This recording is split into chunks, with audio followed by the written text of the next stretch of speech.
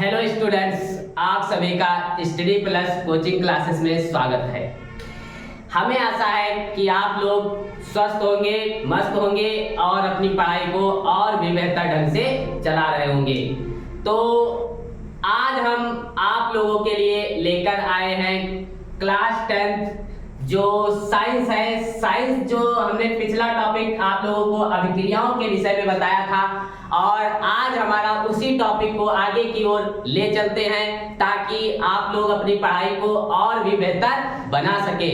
तो जो हमारा टॉपिक है, आज का टॉपिक हमारा है कि दैनिक जीवन में उपचयन अभिक्रिया के प्रभाव। कि हमने अभी तक अभिक्रियाओं के विषय में जाना कि कौन सी अभिक्रियाएं होती हैं और उसको हम उसके एग्जाम्पल के विषय में समझे, और आज हम यहाँ पे दैनिक जीवन में उपचयन अभिक्रिया के प्रभाव के विषय में समझेंगे कि उपचयन अभिक्रियाओं के क्या प्रभाव होते हैं। तो यहाँ से पहला प्रभाव बताया गया संचरण। संचरण क्या होता है, संचरण के विषय में हम लोग जानेंगे। संचरण जो है, जब हम क्या करते हैं, किसी धातु हम लोग जानते हैं कि लोहा है, एल्यूमिनियम है, कॉपर है, ये सब क्या है, ये धातुएं हैं। तो हम जब किसी धातु को क्या करते हैं, नमी, आर्द्रता या किसी अम्ल के संपर्क में ले जाते हैं। मान लो कोई धातु है, उसको हम नमी या आर्द्रता, या नमी आर्द्रता एक ही चीज होती है, या फिर अम्ल के संपर्क में ले जाते हैं, तो क्या होता है कि उसमें एक परत चढ़ जाती है ऊपर की ओर, जिसे हम क्या कहते हैं, संचरण कहते हैं। मतलब वो धीरे धीरे क्या होने लगती है, संचरित होने लगती है, कि धीरे धीरे वो जो है खराब होने लगती है, जिसे हम क्या कहते हैं, संचरण कहते हैं। तो यहाँ से हम इसकी जो है डिफिनीशन को समझेंगे। डिफिनीशन क्या है, बताया गया है संचरण। संचरण क्या होता है, जब किसी धातु अपने आसपास अम्ल आर्द्रता के संपर्क में आती है तो वह संचरित होने लगती है, इसे ही संचरण कहते हैं। कि जब कोई धातु क्या होता है, नमी, आर्द्रता या फिर अम्ल के संपर्क में आती है तो वो क्या होने लगती है, संचरित होने लगती है, धीरे धीरे कटने लगती है, खराब होने लगती है, इसी को हम क्या कहते हैं, संचरण। फिर उसके बाद बताया गया इसके एग्जाम्पल, जैसे कुछ एग्जाम्पल है, जैसे चांदी के ऊपर काली परत चढ़ना।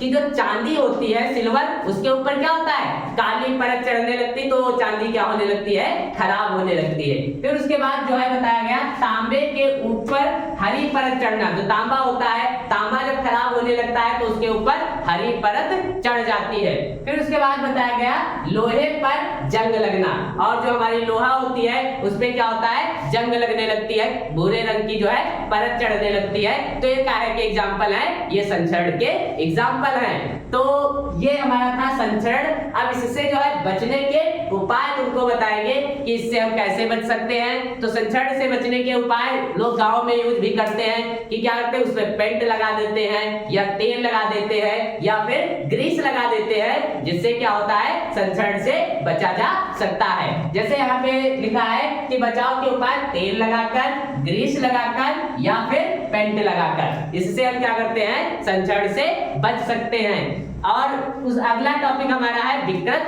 गंधिता।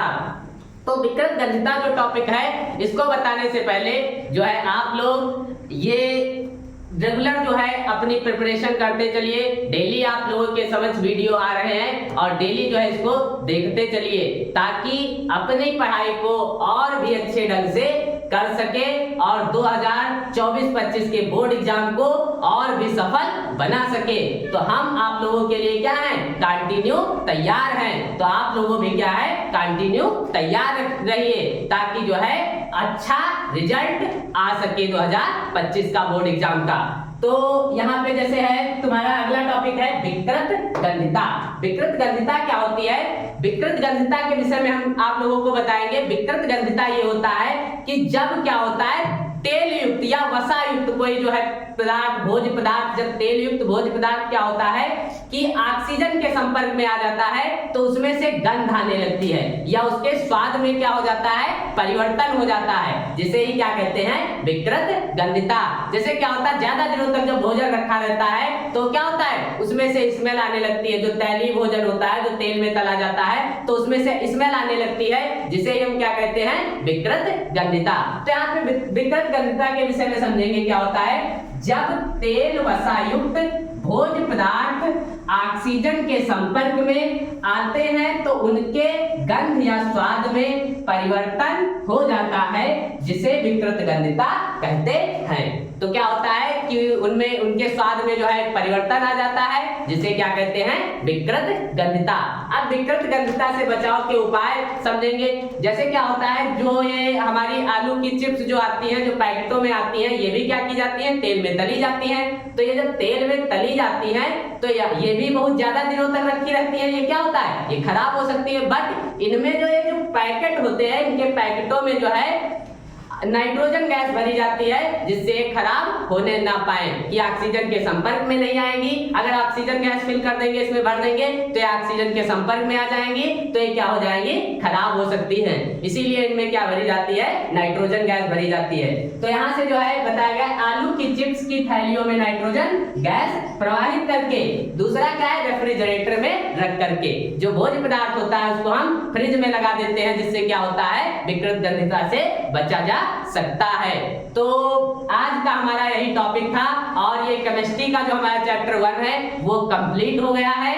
अब हम आप लोगों के समझ लेकर आएंगे फिजिक्स का चैप्टर 1। तो आप लोग जो है अपना जो प्रिपरेशन है कंटिन्यू करते रहिए। देखो इस टाइम छुट्टियां चल रही हुई हैं, तो अपना तैयारी और भी बेहतर कर लीजिए, ताकि जो है और अच्छे से अच्छी तैयारी हो सके। तो यहाँ से जो है हमारा ये टॉपिक खत्म होता है।